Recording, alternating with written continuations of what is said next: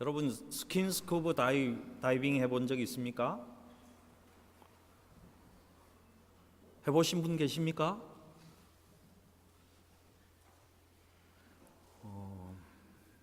그러면 스카이 다이빙은 해보신 분 있습니까?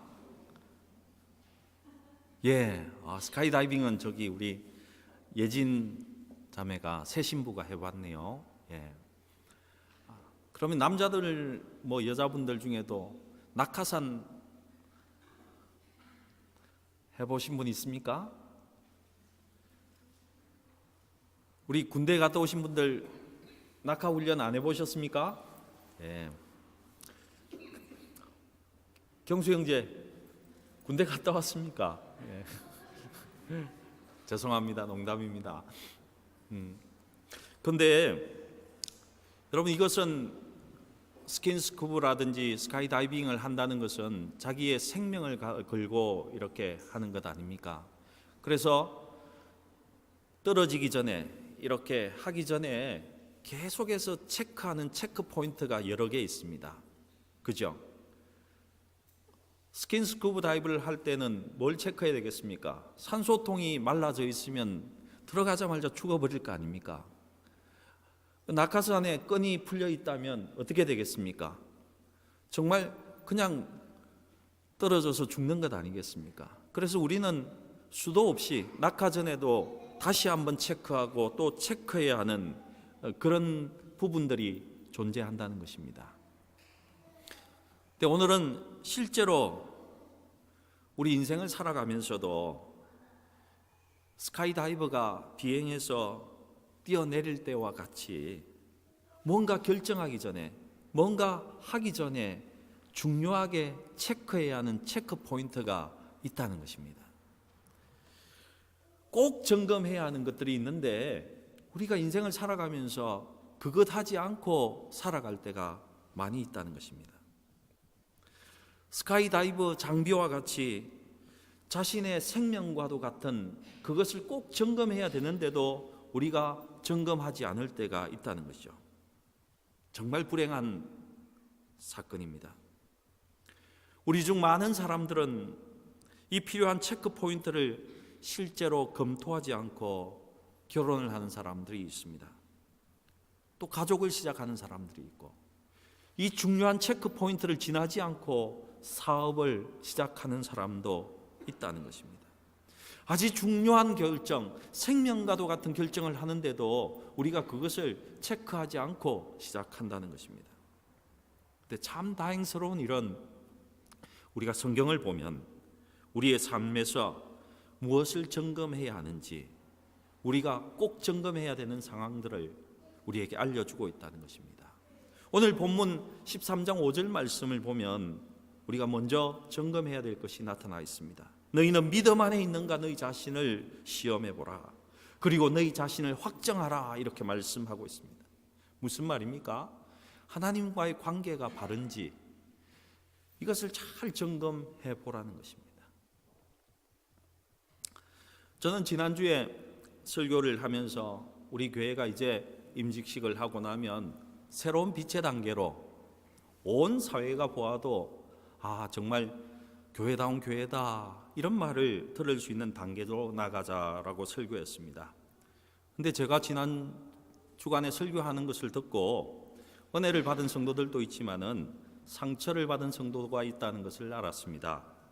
특별히 에파우 총회를 이야기하면서 저의 그 설교하는 톤이 불법을 행하고 있다는 투로 들렸다고 합니다. 교회를 문제없이 세워나가기 위해서 우리 교회가 선택한 방법이라고 들었습니다. 저와 교회 간에 에파우 총회에 대한 커뮤니케이션이 잘 이루어지지 않아서 제가 불법을 행하지 말라고 설교한 것처럼 들렸다고 합니다. 여러분, 저는 불법을 행했다고 말하지 않았습니다. 그리고 우리 설교를 들었던 그 누구도 그것이 불법이었다라고 생각하지 않았을 것이라 믿습니다. 여러분, 저의 지난주 설교의 요점은 이것입니다. 우리 교회가 빛처럼 빛나서 더욱 투명하고 모든 사회가 보더라도 절차적으로도 명확하게 나가서 세상 사회 속에서도 인정을 받고 빛의 교회로서 모든 사람들에게 예수를 보여줄 수 있는 교회로 나아가자는 것이었습니다. 설교를 준비하면서 저의 친한 친구가 목회를 시작할 때에 지나간 이야기를 들었습니다. 이 목사님이 교회에 부임하니까 회개를 보시는 집사님이 한 분 계시더랍니다. 그래서 연말에 회개를 2분이 하시는 것이 좋습니다 라고 이렇게 건의드렸다고 합니다. 그랬더니 그 회개를 보시던 분이 그 집사님이 화가 났답니다. 목사님, 내가 뭐 잘못한 것이 있냐고, 목사님은 나를 못 믿어서 그러냐고. 여러분 다 아시지 않습니까? 못 믿어서가 아니고 그분이 잘못해서가 아니고 좀 더 정확하고 더 명확하고 더 투명하고 그분에 대한 믿음을 더욱더 확실히 하자는 그런 의미에서 말씀을 드리는 것 아니겠습니까? 그것이 훨씬 믿음이 가는 일이고 믿을 수 있는 방법 아니겠습니까? 삶은 참 다양한 것 같습니다. 우리가 살아가고 있는 방법도 다양합니다. 또 한편으로 우리 교회가 더 새롭게 나가는 방법도 여러 가지가 있는 줄로 압니다. 하지만 우리가 이러한 다양한 삶의 방식으로 살아가게 있어서도 우리가 가장 먼저 체크해야 되는 것들이 있다는 것입니다. 가장 먼저 체크해야 될 것은 이것입니다. 내가 정말 신앙 안에 긋고 있는가? 이것을 체크하셔야 된다는 것입니다.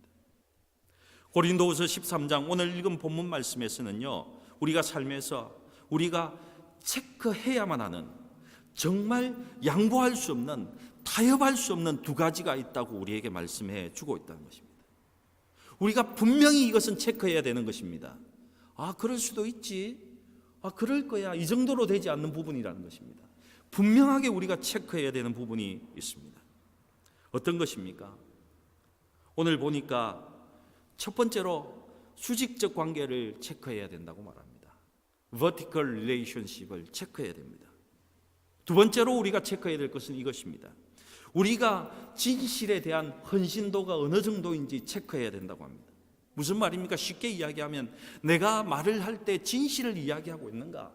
내가 행동할 때에 진실과 진리를 근거해서 내가 행동하고 있는가? 이것을 꼭 체크해 봐야 한다는 것입니다. 수직적인 관계가 뭡니까? 나와 예수님과의 관계가 튼튼하게, 스트롱하게 이렇게 연결되어 있는가를 무조건 먼저 체크하셔야 됩니다. 우리 13장 5절 오늘 없지만은 이게 올라와 있습니까? 13장 5절은 있죠. 예. 우리 함께 다시 한번 읽어봅시다. 시작.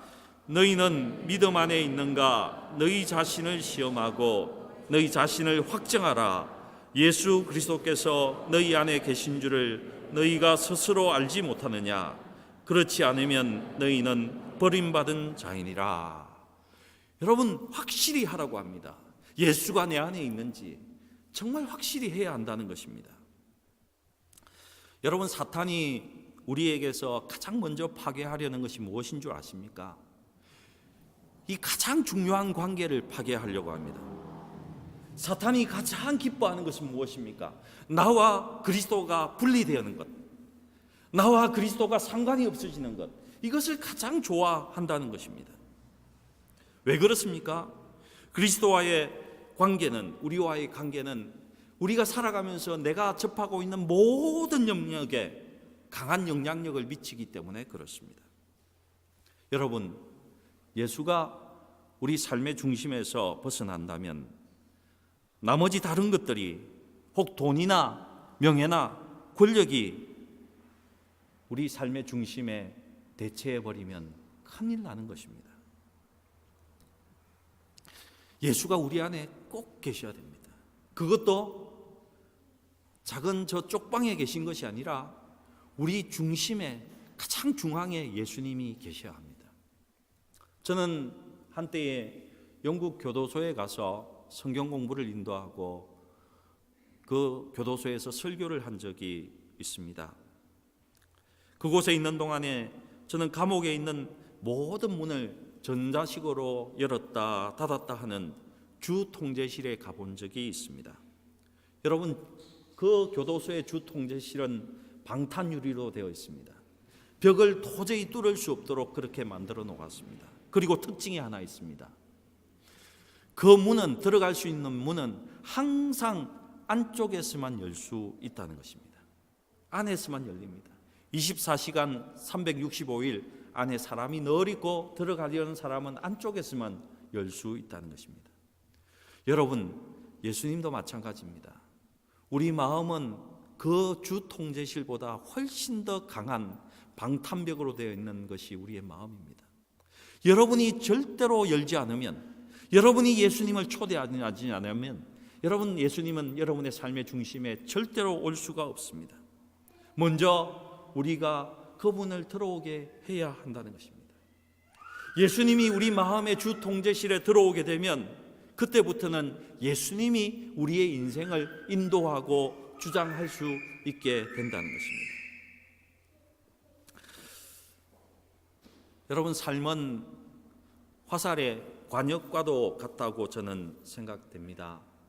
중심의 원이 아주 빨갛게 있고, 또 서클이 하나 있고, 또 서클이 있고, 또 서클이 있는 것과 동일하다고 생각합니다. 예수님이 우리의 중앙 서클에 이렇게 중심이 되어 있고, 인생의 다른 부분들이 작은 서클로 하나하나 연결되어 있다는 것입니다. 예수님이 중심에 있으면 그 다음은 가족이 될 것입니다. 그 다음 서클은 우리의 자녀들이 될 수 있을 것입니다. 그 다음은 뭐가 되겠습니까? 우리의 직업이 될 수 있을 것이고, 우리의 기업인 사업도 될 수 있을 것이라는 것입니다. 그러나 사탄은요, 계속해서 그 중심이 돈이나 성공이나 명예나 권력, 이 다른 것들로, 예수님이 아닌 것들로 채워지기를 지금 원하고 있다는 것입니다. 여러분, 일단 예수님이 바깥 서클로 벗어나게 되면요, 사탄은 그 사람과 협상이 가능하게 됩니다. 심지어는요, 그가 생각하고 있는 옳고 그르다는 문제까지 사탄이 침범해서 협상할 수 있습니다. 결국에는 사탄의 불임을 받는, 큰 영향을 받는 그런 사람이 될 수밖에 없다는 것입니다. 그리고 어떤 줄 아십니까? 예수 믿는 사람이 예수님의 그 삶의 중심에서 예수님이 이렇게 벗어나게 되면, 여러분, 알지 못하는 사이에 우리의 삶은 자꾸 퇴보가 일어나기 시작한다는 것입니다. 하지만 예수님이 중심에 있으면 여러분, 다른 모든 동그라미가 없어져도 괜찮습니다. 왜요? 예수님과 나만 있으면, 예수만 있으면 충만하기 때문에 그렇습니다. 여호와는 나의 목자시니 내게 부족함이 없습니다 라고 고백할 수밖에 없기 때문에 그렇습니다. 다른 모든 문제는 예수님만큼 중요한 것은 하나도 없습니다. 예수님만 계시면 되는 것입니다. 저는 구약의 욥을 좋아합니다. 욥이 이런 신앙의 고백을 합니다. 그가 모든 것을 다 잃어버렸지 않습니까? 그런데 그가 이렇게 고백합니다. 저는 절대로 하나님만은 포기하지 않습니다. 저는 하나님은 포기하지 않습니다. 욥기 13장 15절에 이런 고백을 합니다. 그가 나를 죽일실지라도 내가 희망이 없습니다. 하지만 그의 앞에 가서 내가 아뢰겠습니다. 이렇게 말하고 있습니다. 무슨 말입니까? 하나님이 나를 죽이실지라도 나는 하나님만 찾겠습니다. 이렇게 고백하고 있다는 것입니다. 그리고는 그 욥의 하나님만을 바라는 신앙을 보시고, 하나님은 욥에게 그에게 2배의 모든 것을 채워주시는 하나님이셨습니다. 여러분, 사랑하는 성도 여러분, 여러분은 예수님만으로 충분하십니까? 여러분 주위에 갖고 있는 모든 것이 사라진다고 해도 여러분 예수님만으로 충분하신가요? 아니면 혹시 예수님 플러스 돈으로 충분하십니까? 아니면 예수님 플러스 권력으로 충분하십니까? 네, 여러분, 어떤 사람은 예수님을 전부임을 깨닫기가 참 어려운 것 같습니다. 어떤 분들은 그 콘크리트 바닥까지 떨어져야만 예수님이 전부임을, 나의 주인임을 깨닫는 그런 신앙인도 있습니다. 여러분, 정말 제가 간절히 부탁드리는 것은 이것입니다. 여러분, 정상에 있을 때에, 여러분 이 세상의 부도 누릴 때에 여전히 주님을 중심에 모시기 바랍니다. 조심해서 여러분의 신앙을 확인하시고 또 확인하시기 바랍니다. 내가 정말 예수님하고 튼튼한 관계가 되어 있는지, 예수님은 나의 마음의 중심의 보좌에 앉아 있는지 여러분 분명히 확인하시고 확인하시기 바랍니다. 두 번째로 오늘 성경이 말하고 있는 것은요, 우리가 진리에 대한, 진실에 대한 헌신도가 강해야 된다, 이렇게 말씀하고 있습니다. 우리 고린도후서 13장 오늘 본문 7절 8절 말씀 한번 띄워주시면 함께 읽겠습니다. 7절 8절 말씀 우리 함께 읽어보겠습니다. 시작.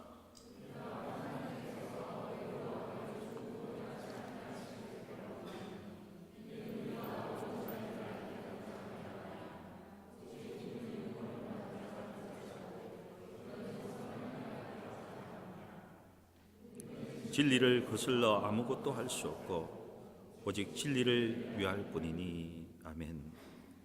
악을 조금도 행하지 않게 하시기를 구합니다. 사도 바울이 사랑하는 그 고린도 교회의 성도들을 향해서 이렇게 부탁하고 있습니다. 너희들 악은 정말 멀리 해야 된다. 왜냐하면 우리는 진리를 거슬러서는 아무것도 할 수 없는 존재이기 때문에 그렇다라고 말씀하고 있습니다.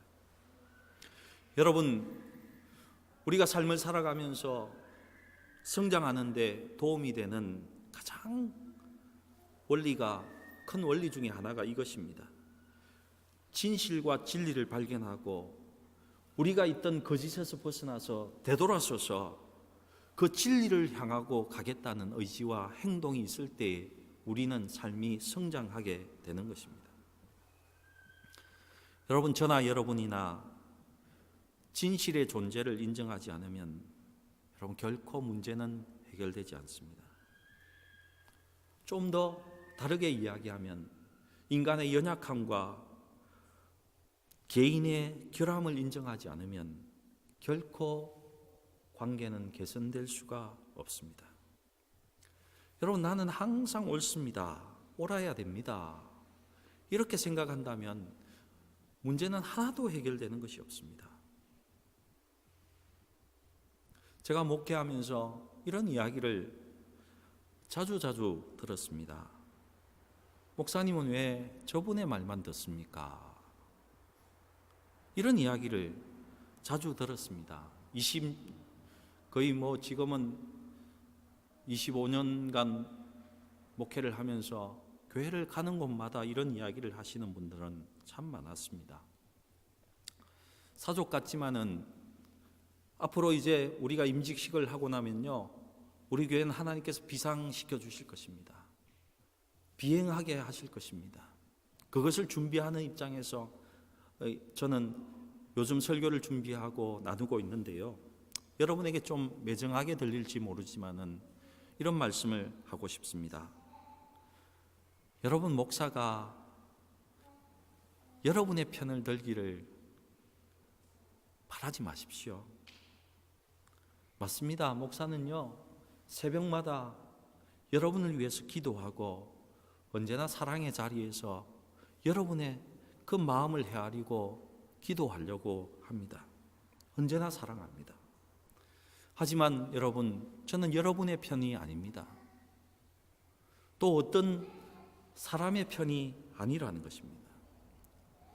성경에 보면요, 여호수아가 가나안 정복에 앞서서 여호와의 군대 장관을 만나게 됩니다.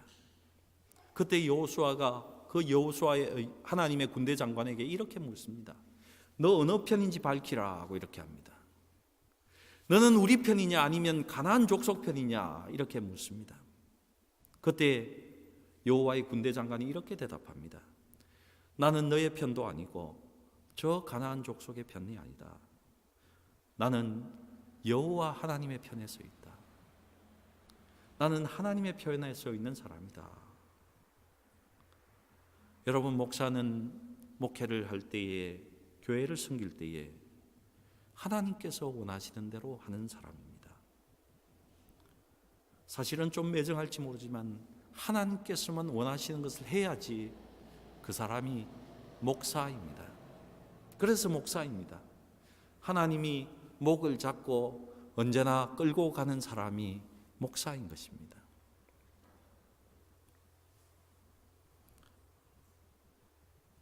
그리고 우리가 기억해야 될 것이 이런 것입니다. 혹시라도 우리가 진리대로 가지 않고 거짓을 가지고 문제 해결을 시도하면 그것은 언제나 실패할 수밖에 없다는 것을 기억하시라는 것입니다. 내가 진실에 대한, 진리에 대한 헌신도를 높이시고 진실과 진리만을 가지고 말씀하시고 행하시라는 것입니다. 그것이 하나님께서 우리에게 원하시고 계신 것입니다. 마태복음 6장 22절과 23절에 가면요, 이런 말씀이 있습니다.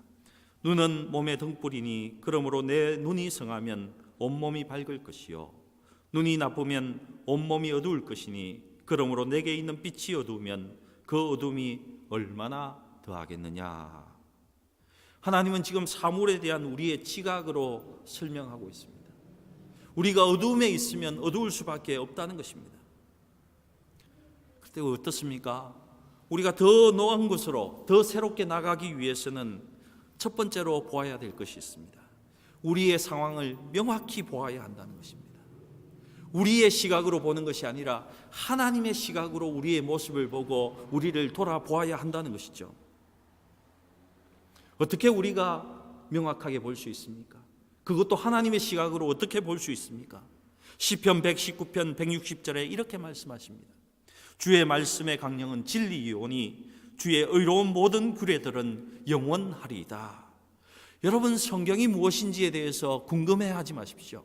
성경은요, 진리입니다. 성경은 하나님의 말씀입니다. 그리고 이 성경은 하나님께서 우리를 위해서 진리만을 기록해 놓은 것이 이 성경이라는 것입니다. 어떤 사람들은 성경이 이렇게 말하고 있지만 그럼에도 불구하고 자기가 말하고 싶은 것을 말하는 사람들이 있습니다. 여러분, 진리와 진실을 찾는 것은요, 한 번씩 성경을 읽는다고 되는 것이 아닙니다. 그리고 내가 필요한 말을 인용하기 위해서 성경을 읽어도 진리를 찾기가 힘이 듭니다. 그러니 어떻습니까?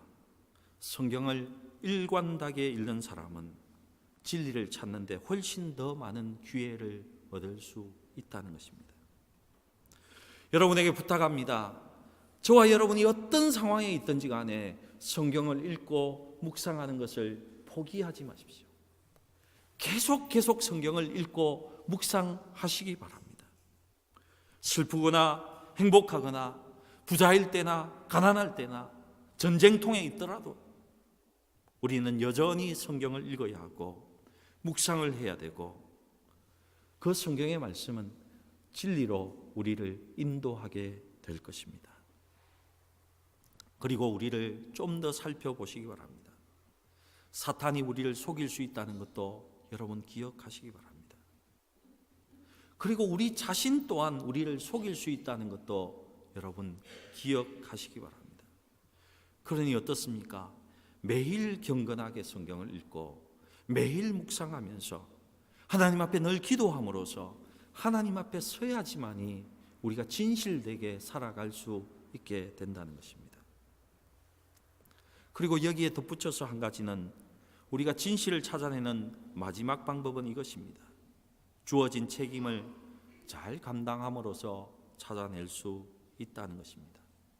우리에게 맡겨진 책무 중에 하나는 기록의 책임이라는 것입니다. 여러분, 성경이 이렇게 말로만 전수되지 않고 성경으로 기록되어서 있으니까 우리가 진리를 발견하게 되고 진실을 알 수 있는 것과 동일한 것입니다.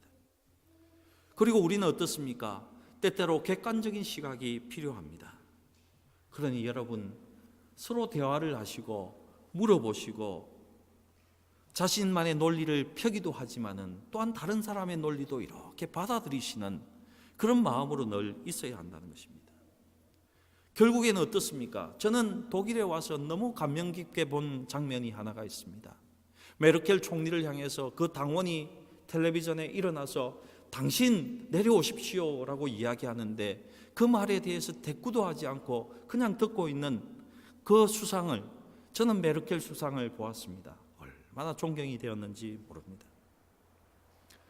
여러분, 반대하는 사람의 의견도 들으시고 찬성하는 사람의 진실된 충고도 마음으로 들어보십시다. 제가 영국에서 석사 논문을 쓸 때입니다. 영어로 논문을 처음 써볼 때입니다. 그래서 저는 제가 쓴 논문을 가장 먼저는 신학 박사 과정에 있는 제 영국인 친구에게 읽어달라고 부탁했습니다. 너 이해가 되느냐? 이해가 된다고 그랬습니다. 두 번째로는요, 전공자가 아닌 일반 기독교 신앙인에게 제가 친구에게 부탁해서 또 읽어달라고 했습니다.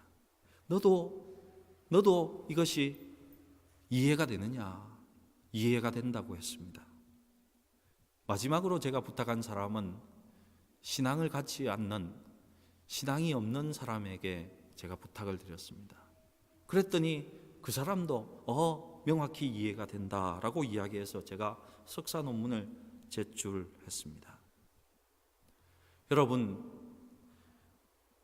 의견을 모두가 알 수 있고 모두가 다 들어도 인정을 받는 그런 진실됨을 여러분 나타내야 한다는 것입니다.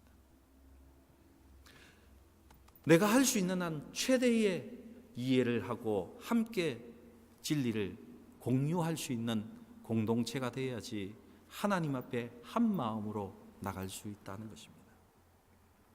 그리고 마지막으로 제가 여러분에게 드리고 싶은 말씀은, 그리고 하나님께 조언을 여러분 구하시기 바랍니다. 기도하십시오. 그리고 하나님의 사람에게도 조언을 구하십시오. 히브리서 13장 17절입니다. 혹시 성경이 있으면 한번 찾아보셔도 좋습니다. 히브리서 13장 17절입니다.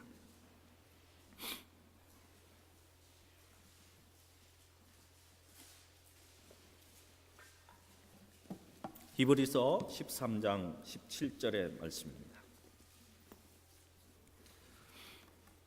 함께 읽어보겠습니다. 시작.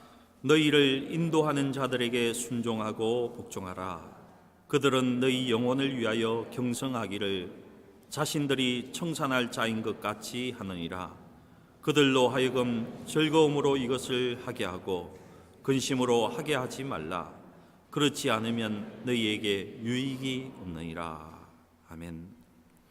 하나님께서는 여러분의 영혼을 지키기 위해서 영적 지도자에 대해서 지금 말씀하고 있습니다.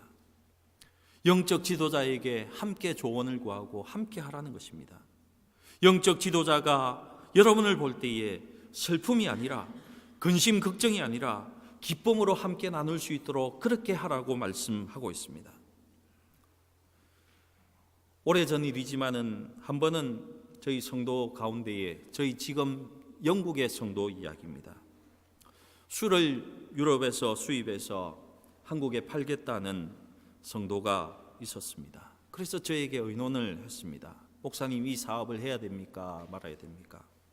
제가 어떻게 말했겠습니까? 술 사업에서 무슨 성공을 하겠느냐? 그리고 우리나라에 무슨 도움이 되겠느냐? 이건 기독교인으로서 하지 않으면 좋겠다.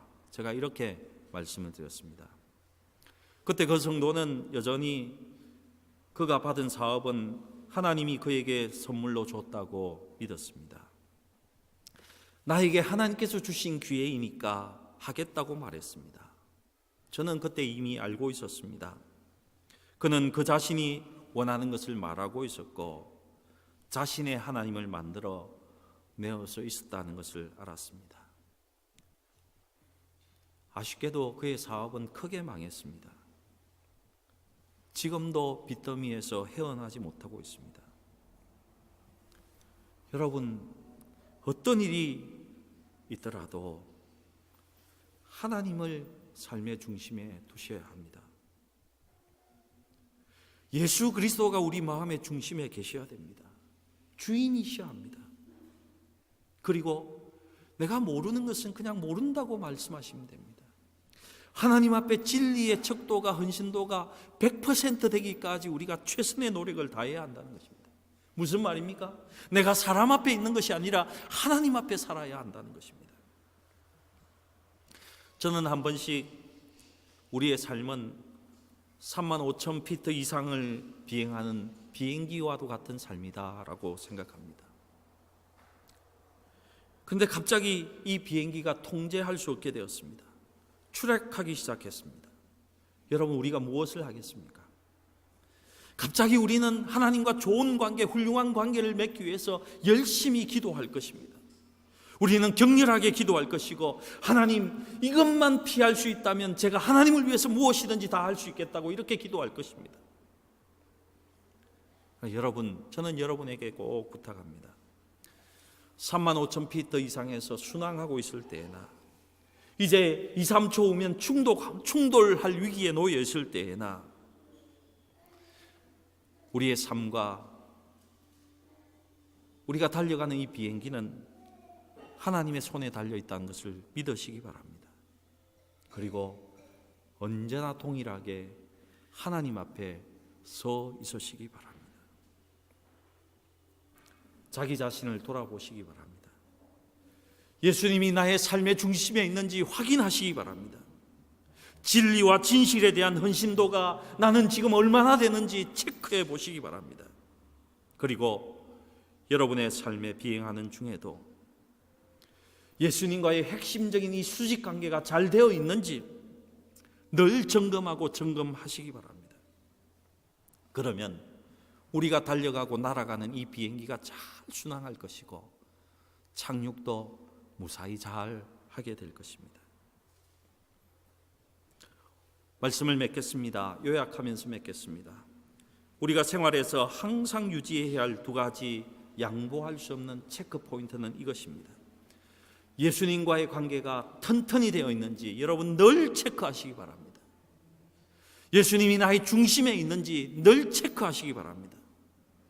나는 예수님의 명령이라면 다 예스 하는지 여러분 늘 체크하시기 바랍니다.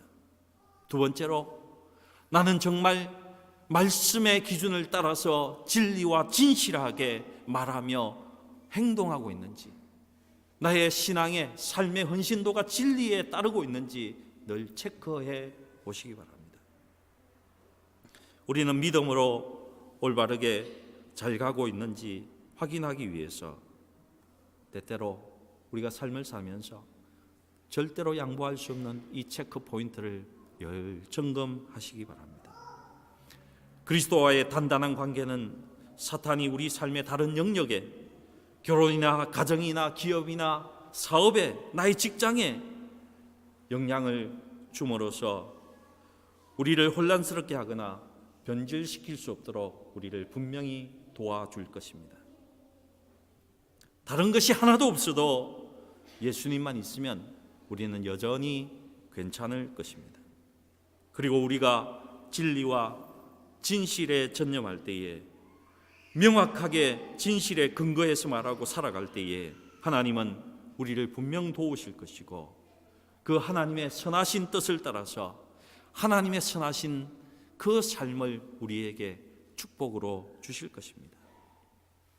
성경 읽기와 묵상, 진리와 진실에 대한 책임으로 그리스도인의 책무를 다하면 우리의 삶과 우리가 사랑하는 열린문교회는 늘 잘 비행할 것이고, 그리고 언젠가 주님 앞에 올바르게 착륙하게 될 것입니다. 아멘. 기도하겠습니다. 하나님 아버지, 감사합니다. 주님께서 우리를 늘 인도하시고 도와주셔서 감사합니다. 하나님, 삶을 살아갈 때에, 우리가 교회 생활할 때에 언제나 주님 앞에 서 있게 하시고, 주님이 나의 주인 되심을 늘 확인하게 하시고, 또한 내가 성경의 말씀대로 진리대로 살고 있는지, 진실되게 말하며 행동하고 있는지 늘 점검하여서 하나님의 뜻이 우리 가운데 이루어질 수 있도록 주께서 축복하여 주시옵소서. 하나님께서 우리와 함께 해주심에 감사드리며 우리 구주 예수님의 이름으로 기도드리옵나이다. 아멘.